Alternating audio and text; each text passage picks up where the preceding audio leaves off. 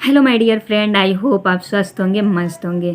दोस्तों, जैसा कि हमने पिछले वीडियो में कहानी के थ्रू एक ऐसे लड़के की स्टोरी हमने शेयर किया था आप लोगों के साथ, जिनकी फाइनेंशियल स्थिति बहुत अच्छी ना होने की वजह से बहुत छोटी सी उम्र में उनके ऊपर बहुत ज़्यादा रिस्पॉन्सिबिलिटी आ गई थी, जिसकी वजह से उन्हें अपनी लाइफ में बहुत ज़्यादा स्ट्रगल करना पड़ा। लेकिन वो अपनी परेशानियों से बिल्कुल नहीं डरे और उन्होंने अपनी लाइफ में जो भी प्रॉब्लम आती थी उसे कैसे निपटना, उसे कैसे सॉल्व करना है, वो अच्छी तरह से सीख गए थे।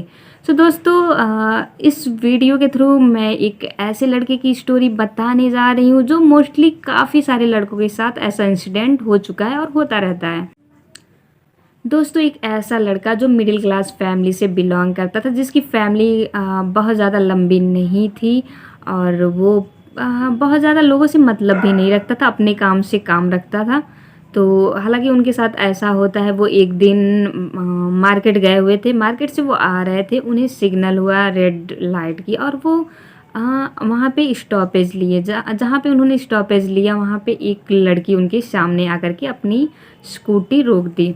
उसके बाद होता है ये कि वो लड़की इनके सामने स्कूटी रोक देती है, हालांकि लाइट ग्रीन होने के बावजूद वो वहाँ से नहीं जाती है। फिर वो जो लड़का है वो ये उनसे कहता है कि और अब तो लाइट ग्रीन हो चुकी है, अब आपको जिस साइड में जाना हो आप चले जाइए। तो उन्होंने उस लड़के की बातों को इग्नोर किया। फिर उस लड़के ने दोबारा उनसे ये कहा कि और तुमको जहाँ पे जाना हो प्लीज़ आप वहाँ चले जाओ और मुझे अपने रास्ते से मेरे सामने से हट जाइए और मुझे अपने रास्ते पे जाने दीजिए, मुझे जहाँ जाना है। फिर उस लड़की ने उस लड़के को कुछ नहीं बोला और शांति से उस लड़के का फ़ोटो कैप्चर कर लिया अपने फ़ोन में।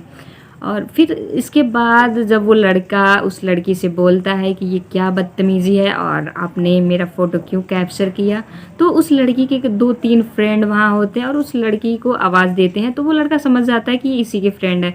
फिर वो जाकर के उस लड़की के फ्रेंड से बात करता है कि ऐसी ऐसी बात है और मैंने इनसे ऐसे कहा, लेकिन इन्होंने मेरा फ़ोटो क्यों कैप्चर किया। तो उस लड़के ने जो उस लड़की के फ्रेंड थे, उन सारे फ्रेंड ने उस लड़के को समझाया कि प्लीज़ आप चले जाओ और यहाँ पे कोई झगड़ा या कोई बखेड़ा मत खड़ा करो और इस लड़की से मैं समझा दूंगा कि वो आपके फ़ोटो को अपने फ़ोन से डिलीट कर देगी। वो लड़का वहीं पे चला जाता है और अपनी पूरी स्टोरी अपनी मम्मी को जा कर के बता देते हैं।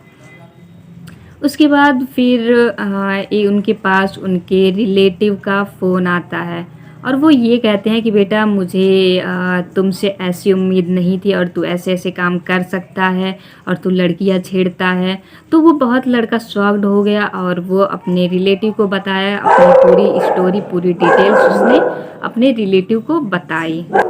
लेकिन पूरी स्टोरी बताने के बावजूद उसके घर वाले उसके घर वाले तो उसे पूरा सपोर्ट करते थे, क्योंकि वो उनकी हरकतों से, उनके बिहेवियर से वाकिफ़ थे। लेकिन उनके रिलेटिव को कहीं ना कहीं ऐसा लग रहा था कि ज़रूर इसने कुछ ना कुछ ऐसा किया है जिसकी वजह से ये सारी बातें सुनने को आ रही थी। फिर उसने उनसे पूछा कि आपको ये सारी बातें कहाँ से पता चली। तो उनके रिलेटिव ने, उस लड़के के रिलेटिव ने उनसे बताया कि और ये ऐसे ऐसे चीज़ें पोस्ट की गई है। फिर उस लड़के ने बोला कि आप मुझे उस पोस्ट का लिंक शेयर करें। तो उसने देखा कि उस लड़के ने इनका जो है फ़ोटो जो कैप्चर कर रखा था, उस फ़ोटो को लगाते हुए उसने ये लिख रखा था कि इस लड़के ने मेरे साथ बदतमीजी की, छेड़खानी की और मेरे साथ ज़बरदस्ती करने की कोशिश की। ऐसे बहुत सारे अफवाह उसने उस स्टोरी में ऐड कर रखा था। वो लड़का काफ़ी बौखला जाता है और बहुत परेशान हो जाता है। तो उसकी फैमिली उससे कहते हैं कि बेटा, और इस टाइम काफ़ी रात हो चुकी है और पुलिस स्टेशन जाने का कोई मतलब नहीं है, हम सुबह मॉर्निंग में, अर्ली मॉर्निंग में जाएंगे और कंप्लेंट दर्ज करवाएंगे। फिर ये लोग सो जाते हैं। फिर मॉर्निंग जब होती है, जैसे ये दरवाज़ा खोलते हैं, मीडिया और बहुत सारे लोग इनके घर के सामने ऑलरेडी आए हुए होते हैं। तो उनके पापा उनसे ये बोलते हैं कि बेटा, बात बहुत ज़्यादा आगे बढ़ चुकी है और अब सिचुएशन ऐसा नहीं है कि हम अपनी कंप्लेन के लिए पुलिस स्टेशन जा सके। तो उनके पापा जो होते हैं उस लड़के को अब अपने घर से कहीं, मतलब वो ये बोलते हैं उनसे कि किसी क्लोज जो उनके रिलेटिव होते हैं उनके यहाँ वो भगा देते हैं कि वहाँ पे बेटा जाओ, तुम छिप जाओ और तब तक ना आना जब तक कि सारी चीज़ नॉर्मल ना हो जाए। फिर वो लड़का अपने रिलेटिव के यहाँ चला जाता है। काफ़ी खोजबीन उस लड़के की जाती है, पुलिस उसकी बहुत ज़्यादा खोजबीन करती है, उसका मोबाइल ट्रेस किया जाता है। फिर उस लड़के को फाइनली पुलिस वाले पकड़ लेते हैं। उसके बाद उसके फैमिली में इतना ज़्यादा इफ़ेक्ट पड़ता है कि उनके जो फादर होते हैं उनके घर में कभी ऐसे इस तरीके का केस, पुलिस केस नहीं हुआ रहता, तो उनको हार्ट अटैक आ जाता है और वो हॉस्पिटल चले जाते हैं। फिर उनका इलाज चलता है, तो वो जो लड़का है उसकी फाइनेंशियल स्थिति इतनी अच्छी नहीं थी कि वो अच्छा महंगा लॉयर अपने केस के लिए कर, तो वो वहाँ के जो जज हैं उनसे वो अनुरोध करता है गवर्नमेंट लॉयर के लिए।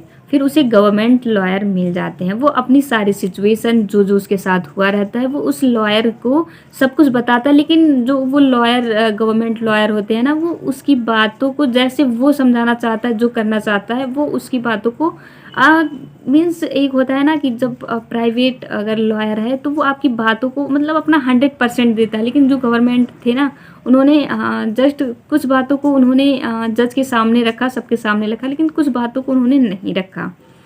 उसके बाद काफ़ी टाइम ऐसे ही बीतता गया, साल 2 साल, क्योंकि जो ऐसे केसेस कोर्ट में चले जाते हैं तो बहुत साल लग जाता है इसे फाइनल होने में, या फिर ये हमें लगता है कि कभी कभी ऐसे सिचुएशन आ जाते हैं कि ये केस कभी फाइनल होता ही नहीं है। फिर वो लड़का बहुत, उसकी जो नौकरी थी वो भी चली गई, जिसकी वजह से उसके घर में काफ़ी जो उसकी स्थिति थी वो बिगड़ती चली जा रही थी। और इसके साथ साथ उसके दोस्त जो थे वो भी उससे एक दोस्त और उनके जो रिलेटिव थे सारे उनसे दूर चले जा रहे थे, और वो अपनी रिलेटिव को खोते हुए देख रहे थे। समय बीतता जाता है और बहुत साल, 2-3 साल के बाद में भी वो लड़की कोर्ट आती है, तो वो लड़का जो उनका लॉयर, गवर्नमेंट लॉयर होता है, उनसे वो क्रॉस क्वेश्चन उस लड़की से पुट अप करने के लिए करता है, ताकि दूध का दूध और पानी का पानी हो जाए। लेकिन जो लॉयर होता है ना वो उस लड़की से क्रॉस क्वेश्चन बहुत ज़्यादा नहीं कर पाता है, जिसकी वजह से वो केस ऐसे फिर से ही बढ़ता चला जाता है। फिर जो लड़का है उसका एक फ्रेंड था जो उसका हेल्प करता है, और वो उससे कहता है कि मैं एक ऐसे लॉयर को जानता हूँ जो तुम्हारी सिचुएशन को देखते हुए तुम्हारे बजट में वो तुम्हारे केस को ज़रूर हैंडल करेगा। फिर वो उस लॉयर से मिलता है, और वो लॉयर, इनकी केस इतनी ज़्यादा बढ़ चुकी होती है कि उस लॉयर को इनके केस के बारे में ऑलरेडी बहुत ज़्यादा पता हो रखा रहता है, और थोड़ी बहुत चीज़ें जो इनको बतानी पड़ती है। फिर वो जो लॉयर होते हैं वो इनके केस को लड़ते हैं। फाइनली 6 साल के बाद वो दिन आता है जब ये लोग लास्ट टाइम कोर्ट में गए होते हैं, और अपनी जो इनकी बातें होती है, जो इनके सारे सबूत और जो सारी चीज़ें होती है, ये अपना जज के सामने रखते हैं। तो जज उनसे बोलती है कि आप लोग घर जा सकते हैं, और आपको इस केस से फाइनली रिहा कर दिया गया। लेकिन जो इनके लॉयर होते हैं वो उसे रिकन्फर्म करने के लिए दोबारा जज से पूछते हैं कि मैडम, और आप ये हमेशा के लिए हमें रिहा कर रही हैं, या फिर इस केस को बस कुछ टाइम के लिए आप पोस्टपोन कर। तो जो वो जज होती है ना वो एक प्यारी सी स्माइल देते हुए कहती हैं कि आप हमेशा हमेशा के लिए रिहा हो चुके हैं, और अब इसके बाद आपको कोई भी केस लड़ने की ज़रूरत नहीं है। तो उस टाइम उस लड़के ने अपनी फीलिंग शेयर की थी कि उस टाइम मुझे इतनी खुशी हुई थी कि दुनिया में क्या चल रहा है मुझे कुछ भी नहीं दिखा, और वहाँ पे सिर्फ मुझे मेरे लॉयर और वो जज और मैं, बस इसके अलावा मुझे कुछ भी खबर नहीं थी। एक उनकी जो टीचर थे वो काफ़ी उनके क्लोज थे, उन्होंने अपने टीचर को कॉल किया और बोला कि सर फाइनली मैं इस केस से रिहा हो गया, और जो भी मेरे ऊपर ब्लेम थे वो हट चुके हैं। तो वो हालांकि उस लड़के को इतना ज़्यादा वो अंदाज़ा नहीं था कि उसकी जो टीचर है वो उनकी इतने ज़्यादा क्लोज है कि वो रोने लगे फ़ोन पे और बोले बेटा ये तुम्हारे लिए और हम सब के लिए बहुत अच्छा हुआ। उसके बाद वो अपने फैमिली वालों को फ़ोन से घर पे नहीं बताता है। फिर वो थोड़ी देर के बाद वो अपने घर पे पहुंचता है, और अपनी मम्मा के लिए वो मिठाई लेकर के घर पे जाता है, और जाते ही वो अपनी मम्मा से गले मिल जाता है और रोने लगता है। कहता है मम्मा और ये मिठाई खाओ और मुंह मीठा करो। उनकी मम्मा पूछती हैं बेटा क्या हुआ, बोलता है कि मम्मा और आज मुझे दुनिया की बहुत सारी खुशी मिली है, और फाइनली आज मेरे ऊपर से जो ब्लेम था वो हट चुका है, और मैं हमेशा हमेशा के लिए इस केस से रिहा हो चुका हूँ। और उन्होंने अपनी फीलिंग शेयर की थी कि वो दिन मेरे लिए एक ऐसा दिन था जिसे मैं अपनी लाइफ में कभी नहीं भूल सकता। तो उस लड़के ने अपनी ये बातें शेयर की कि मैंने अपनी एक छोटी सी इस लड़की की हरकत की वजह से मैंने अपने इसका इफ़ेक्ट इनकी फैमिली पे भी बहुत ज़्यादा पड़ा था। इनके पापा को हार्ट अटैक हो गया था, जिसकी वजह से इनकी मम्मी के हेल्थ पे भी बहुत ज़्यादा इफ़ेक्ट पड़ा था और ये भी बेहोश हो गई थी। फिर इसके बाद इन्होंने अपने रिलेटिव को खोते हुए देखा, अपने दोस्तों को खो दिया और इसके साथ साथ वो अपनी जॉब को भी खो दिए थे। और अगर कहा जाए तो वो आज भी उनको उस लेवल की जॉब नहीं मिल पाई थी जिस लेवल पे वो स्टार्टिंग में जॉब किया करते थे। तो काफ़ी उन्होंने अपनी लाइफ में स्ट्रगल किया। सो दोस्तों, मैं बस इतना कहना चाहती हूँ कि जब लड़के और लड़कियों को बराबर का दर्जा दिया जा रहा है और दिया जाता है, तो फिर यहाँ पे लड़कों के साथ नाइंसाफ़ी क्यों की जाती है? क्यों हमेशा लड़कियों की बात सुनी जाती है? क्यों हमेशा लड़कों के ऊपर उंगली उठाई जाती है?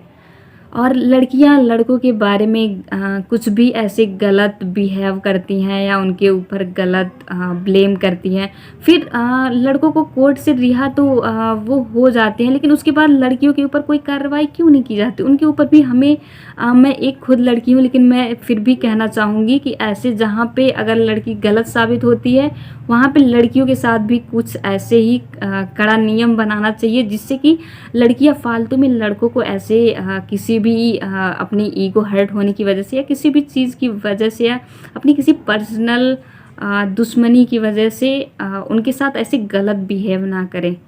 तो कि अगर आपको ऐसा कोई पोस्ट मिले जिसमें आप ऐसी झूठी अफवाह लिखी गई हो या सच में हो, लेकिन किसी भी ग्रुप में या किसी भी सोशल मीडिया पे आप उसे फॉरवर्ड, उसे शेयर करने से पहले एक बार उसकी सच्चाई देखें, एक बार उसकी सच्चाई की जड़ तक जाएं कि क्या आखिर में ये बातें सच है। सिर्फ आप उस पर ऐसे आंख बंद करके विश्वास ना करें कि इस पोस्ट को लड़की ने किया है तो ये पोस्ट सही होगा। इससे किसी की लाइफ पूरी स्पॉइल हो सकती है, किसी की फ्यूचर खराब हो सकती। सो दोस्तों, आई होप मैं क्या कहना चाहती हूँ वो आप समझ चुके होंगे और आप ऐसे ही हंसते मुस्कुराते स्वस्थ रहिए, मस्त रहिए और एंजॉय करिए। Bye bye, take care, have a good day.